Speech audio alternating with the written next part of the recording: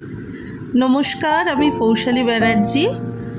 আগের ব্লগটায় আমরা কিভাবে কলকাতা থেকে অমৃতসর এসে পৌঁছেছিলাম সেই জার্নি তোমাদের কাছে শেয়ার করেছিলাম। আজকে চলে এলাম সেইখানে কি কি দর্শনীয় স্থান রয়েছে সেই সব দেখাতে। তো প্রথমেই হোটেলে ব্যাগপত্র রেখে আমরা বেরিয়ে পড়েছি টোটো নিয়ে। সেখান থেকে আমাদের নামিয়ে দিল মহারাজা রঞ্জিত সিং সরণি, অর্থাৎ কাটরা আলুওয়ালিয়া রোড। এইটি হচ্ছে গোল্ডেন টেম্পল আর জালিয়ানওয়ালা বাগ যাওয়ার রাস্তা।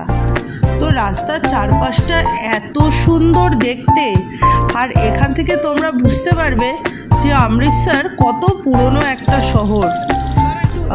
আর আমার বাবা মার কেমন লাগছে সেটা তোমরা তাদের মুখ থেকেই শুনে নাও।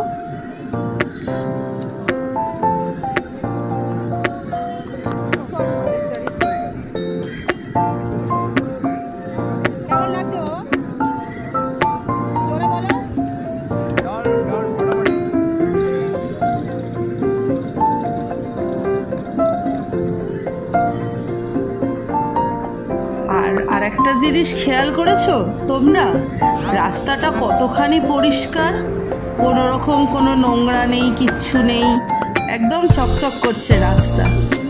অ্যাকচুয়ালি ওরাও, আমাদের পাঞ্জাবি ভাইরাও খুব পরিষ্কার রেখেছে। আর এই আমরা চলে এসেছি গোল্ডেন টেম্পলের প্রাঙ্গণে। এখানে জুতো রেখে, হাত ধুয়ে, ইভেন পা ধুয়ে পর্যন্ত গোল্ডেন টেম্পলে আমাদের ঢুকতে হবে। খুবই পরিষ্কার পরিচ্ছন্ন, মানুষ এমনকি এত পরিষ্কার, মানুষ এইখানে শুয়ে আছে, বহু মানুষ এখানে শুয়ে আছে। এই আমরা পাটা ধুয়ে, আর জলটা এত ঠান্ডা আর এত ভালো লাগবে। আমি শীতকালেও একবার এসেছিলাম, তখন এই জলটি আবার গরম জল হচ্ছিল। আর ওনারা তো মানুষের প্রচণ্ড সেবা করেন, সে সেবা তুলনা করা যায় না। এখানে চেকিং হয়ে আমাদেরকে ভিতরে ঢুকতে দেওয়া হয়েছিল। তো ঢুকেই মন ভরে যাবে এত সুন্দর গোল্ডেন টেম্পলের দৃশ্য দেখে, ভীষণ সুন্দর। আর এত শান্তি, কোনো রকম কেউ তোমাকে ডিস্টার্ব করবে না, তুমি নিজের শান্তিতে বসে প্রার্থনা করতে পারবে। আর এই গোল্ডেন টেম্পলটি পুরোটাই সোনার তৈরি, পুরোটাই।